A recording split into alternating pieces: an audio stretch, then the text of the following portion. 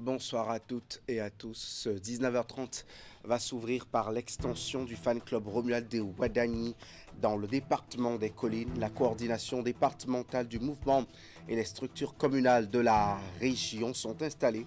La cérémonie est couplée avec le lancement officiel du projet Romuald de Ouadani 2026, pas sans moi.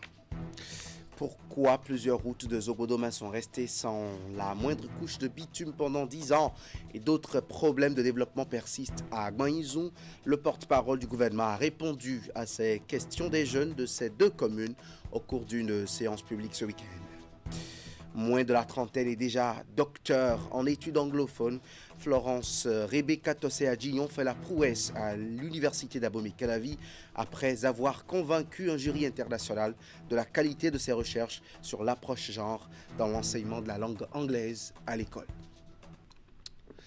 Le ministre des Affaires étrangères, et c'est par là qu'on va commencer, a reçu ce lundi les copies figurées des lettres de créance du nouvel ambassadeur d'Italie près le Bénin, avec résidence à Abuja. Au cours de son passage, le diplomate a échangé avec Olusegun Ajadi Bakari sur divers sujets d'intérêt commun, dont le renforcement des relations économiques et commerciales entre le Bénin et l'Italie. Je vous propose ici un bref aperçu du parcours de l'ambassadeur Roberto Mengoni. Désormais nouvel ambassadeur d'Italie près le Bénin, avec résidence à Abuja, Roberto Mengoni est né le 29 mars 1968 à Bucarest, en Roumanie.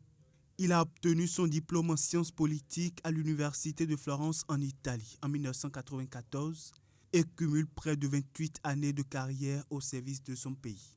Il fait son entrée au ministère italien des Affaires étrangères en 1997 et a occupé de nombreux postes à la centrale comme dans les services extérieurs.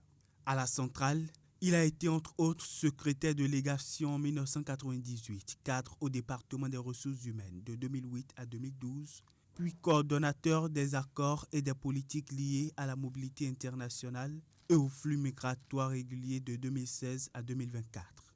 Au niveau des services extérieurs, il a assumé plusieurs fonctions. Deuxième puis premier secrétaire commercial à Séoul, en République de Corée, de 2000 à 2004. Conseiller pour les migrations et les affaires sociales à Canberra, en Australie, entre 2004 et 2008. Il a aussi été chargé d'affaires, puis ambassadeur à Dar es Salaam, en Tanzanie de 2012 à 2016, avec juridiction sur les îles Comores et la communauté d'Afrique de l'Est. Depuis 2024, Roberto Mengoni a servi au département de la coopération au développement jusqu'à sa nomination en qualité d'ambassadeur extraordinaire et plénipotentiaire près la République fédérale du Nigeria et la commission de la CEDEAO avec juridiction sur le Bénin. Il a par ailleurs été décoré chevalier dans l'ordre du mérite de son pays en 2007. En politique, le fan club Romuald Ouadani étend son champ d'action dans le département des Collines. La coordination départementale du mouvement et les structures communales de la région sont installées. La cérémonie est couplée avec le lancement officiel du projet Romuald Ouadani 2026. Pas sans moi, le Creuset né dans la perspective des élections présidentielles du 12 avril prochain milite déjà pour la victoire du candidat désigné de la mouvance présidentielle et sa colistière. Imet Hélène Moussou, Georges Vaudouin. Porté sur les fonds baptismaux dans la perspective de la présidentielle du 12 avril, le fan club Romuald Ouadani amorce une nouvelle phase dans sa stratégie de mobilisation. Espace d'engagement citoyen, le Creuset s'est fixé entre autres objectifs de sensibiliser à l'enjeu de la participation électorale. À la suite de bien d'autres, les structures communales et départementales dans les collines viennent d'être installées. Votre mission est claire. Aller vers vos couches sociales, les écouter, les sensibiliser, les organiser et surtout les convaincre de l'importance d'un fort taux de participation au soir du 12 avril. La cérémonie est couplée avec le lancement officiel du projet Romuald Ouadani pas sans moi. À travers cette initiative, les organisateurs entendent sensibiliser les différentes catégories socio-professionnelles et couches sociales pour un vote massif en faveur du candidat Romuald Ouadani. Le projet vise également à promouvoir une citoyenneté active et responsable. Notre ambition est de permettre à toutes celles et ceux qui, par le passé, n'étaient pas membres d'aucune formation politique de se retrouver dans un projet citoyen afin de soutenir véritablement notre candidat et futur président de la République. Notre démarche est simple. Utiliser le téléphone portable, cet outil que chacun possède aujourd'hui pour aider chaque citoyen à identifier son centre de vote, expliquer l'importance du vote utile et surtout sensibiliser pour un vote massif, conscient et déterminé en faveur de notre candidat. Le fan club Romia Douadaï se réclame un mouvement citoyen au service de la politique et du candidat désigné. La diversité des membres, des coordinations ainsi que leurs profils respectifs constituent de véritables atouts pour l'atteinte des objectifs du Creuset. Les duos candidats aux élections présidentielles valident leur logo sur le spécimen du bulletin unique après le tirage au sort du positionnement de ces mêmes logos en janvier dernier. Sinon, le président de la Commission électorale nationale autonome a tenu hier une dernière rencontre avec les candidats ou leurs représentants. Tout va bien pour le compte de la FCBE. Au nom du duo de la mouvance présidentielle, la vice-présidente, de la République, fait des suggestions à la Sénat qui promet d'intégrer ces différents amendements. Point de la rencontre avec William Sanoussi et Rachidi Soubéo. Côte à côte ici à la Commission électorale nationale autonome, les représentants du duo Hunkwe Huanou et Mariam Chabi Talata, l'une des membres du second tandem en course pour la présidentielle d'avril 2026. Ils sont invités par le président de la Sénat pour la validation du spécimen du bulletin unique de la présidentielle du 12 avril prochain. Je crois que c'est notre dernier rendez-vous avec les candidats. Après cela, on va les libérer, ils vont partir sur le terrain.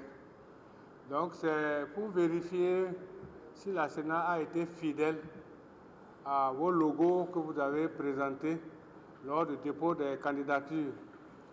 Et cela fait partie de la coutume des pratiques ici et nous permet d'ajuster pour que le bulletin représente exactement ce que vous souhaitez que vos militants voient le 12 avril prochain.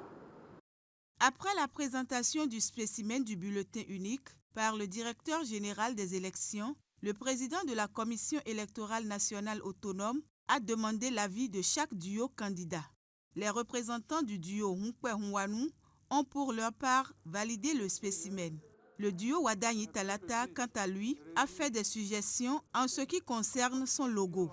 Des suggestions que le président de la Sénat a prises en compte et promet avec son équipe de les corriger très rapidement pour que le spécimen soit disponible. Le porte-parole du gouvernement discute des réalisations mises en œuvre par le biais des 2 programmes d'action du gouvernement ces 10 dernières années avec les populations de Zobodoma et Agbanizou dans le département du Zou. Les maires des jeunes des 2 communes ont initié la séance d'information et de questions-réponses pour des éclaircissements sur l'action gouvernementale. Ils ont aussi posé des préoccupations liées à leur terroir. Imet Hélène Moussou et Georges Vaudounon y ont aussi assisté. Wilfried Léandre Humbedji au contact des jeunes des communes de Zobodome et d'Agbanizou. Le porte-parole du gouvernement sur invitation des maires des jeunes des 2 localités est allé expliquer de vive voix les actions du gouvernement, les réformes, les choix, les stratégies ainsi que la vision Bénin à l'AFIA 2060 et l'effort collectif nécessaire à son atteinte.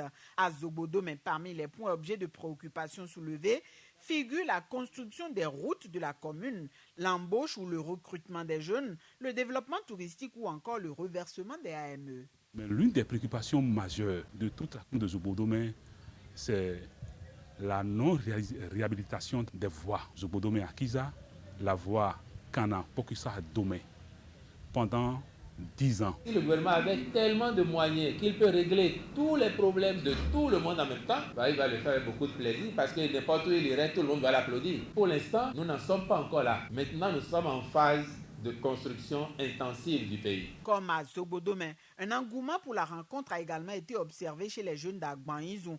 Après un bref point des acquis de la décennie de gouvernance talent dans la commune, les promesses non encore réalisées, les préoccupations individuelles et collectives, de même que certaines attentes personnelles ont été débattues. Les choix de l'exécutif ont été opérés par responsabilité politique et non par manque de volonté, a insisté l'invité du jour. Nous avons voulu vous recevoir et apprendre davantage du gouvernement, du président, son excellence Patrice Talon, pour savoir quel est le rôle des jeunes, surtout dans l'atteinte de la vision 2060. Profitant de sa présence, la jeunesse a également soutiré à l'homme des conseils et pris connaissance des pièges à éviter dans la vie et dans l'administration de la chose publique avant de s'en aller. Wilfried Léandre Ongbeji a aussi exhorté la jeunesse à participer convenablement à la construction de la commune et de la nation tout entière. L'un des grades jamais atteints dans l'armée béninoise vient d'avoir son tout premier porteur. Il a nom Bertin Bada, promu le 17 décembre dernier par le président de la République au grade de général d'armée aérienne. Cet officier de classe exceptionnelle, il faut le dire, a reçu ses nouvelles attributions hier. La cérémonie est conduite par le ministre délégué chargé de la Défense nationale. Retour sur les temps forts avec Ulrich Kaba. Le général de corps aérien Bertin Bada entre officiellement dans les prérogatives de son nouveau grade de général d'armée aérienne. Une distinction inédite qui fait de lui l'officier le plus gradé de l'histoire du Bénin.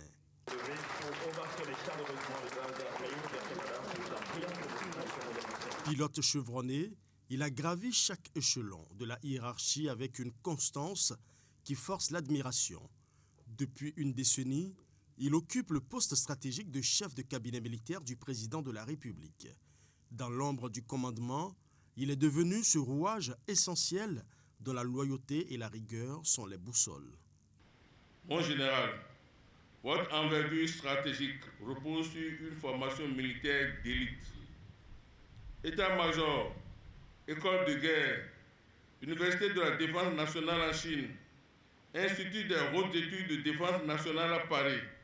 Ce socle intellectuel allié à votre expérience opérationnelle a conduit le chef d'État à vous confier depuis 2016 la fonction cardinale de directeur de cabinet du président de la République. Dans cette position d'interface stratégique entre le pouvoir politique et l'institution militaire, vous avez incarné la loyauté absolue, la discrétion du soldat et la rigueur du stratège. En atteignant le sommet de la pyramide militaire, le général d'armée aérienne Bertin Bada laisse une empreinte indélébile. Il n'est pas seulement un chef, il est désormais un modèle pour toute une génération de soldats, prouvant que le sommet est accessible à ceux qui allient le talent à la loyauté absolue. Éducation maintenant, l'université d'Abomey-Calavi enregistre un nouveau docteur en études anglophones, option linguistique et didactique d'anglais appliqué. Il s'agit de Dr Florence Rebecca Tossé-Adjignan. L'impétrante a soutenu sa thèse assortie de la mention très honorable sur un thème qui aborde la question du genre dans les manuels scolaires et dans l'enseignement de l'anglais en général. Le jury d'évaluation est composé de professeurs titulaires du Bénin, du Togo et du Sénégal. Compte rendu Florence Bossa, Elvis Tonoukwa. Le jury l'a déclaré dit. Florence Rebecca Tossé-Adjignan est désormais admise au rang des docteurs en études anglophones, spécialité linguistique et didactique anglaise appliquée de l'université d'Abomey-Calavi. Les travaux de ses recherches portent sur l'intégration du genre dans l'enseignement de l'anglais, langue étrangère dans les établissements scolaires du Bénin. J'ai fait un examen critique sur les politiques, les pratiques dans les salles de classe et également la représentation du genre dans les manuels d'activité des apprenants. Vous n'êtes pas sans savoir que l'éducation joue un rôle très crucial et primordial dans l'égalité des sexes. Et c'est pour que les politiques, les lois et autres soient respectées pour que les garçons et les filles ne soient pas lésés, que j'ai essayé de mener mes recherches sur ce sujet très capital, très crucial. L'impétrante a exposé les fruits de ses recherches devant un jury composé de professeurs titulaires du Bénin, du Togo et du Sénégal. Le travail élaboré sur le fond et la forme a valu à son auteur une mention très honorable avec appréciation du jury. L'appréciation que je fais du travail, c'est une appréciation positive. Si tel n'était pas le cas, je n'allais d'ailleurs pas autoriser la soutenance parce que c'est moi qui écris d'abord à l'école doctorale pour dire que mes candidats sont prêts pour que la procédure de la soutenance, qui est une procédure assez longue, puisse être enclenchée. La mise en œuvre des recommandations faites dans ce document revêt une importance indispensable. Ceci pour une meilleure intégration du genre dans les manuels didactiques au Bénin. Fidèle à sa vocation, servir la vie, la dignité et l'avenir, le Rotary Club Cotonou Le Nautile dote le Centre national de prise en charge de la drépanocytose basé au Centre national hospitalier et universitaire Hubert Koutoukou Maga de Cotonou d'un lot de médicaments. La remise inscrite dans le cadre d'un projet multidimensionnel a été faite en présence du président de Rotary International. Le geste vise à améliorer la qualité des soins prodigués aux personnes atteintes de cette endémie. Les détails de la cérémonie avec Hugues Vinibé. Dans les locaux du Centre national de prise en charge de la drépanocytose ce vendredi, une remarquable délégation de Rotary Club Cotonou Le Nautile. La visite s'inscrit dans le cadre d'une opération de remise de médicaments pour un meilleur traitement des patients. Estimé à $10 000 US, le don se compose notamment de sédatifs, d'antibiotiques injectables et de consommables sélectionnés à partir d'une évaluation des besoins de la communauté. It is always a problem for us to see children suffering, and that is something that we cannot. C'est pénible pour nous de voir les enfants souffrir de cette maladie. Nous ne pouvons pas continuer à supporter cette situation.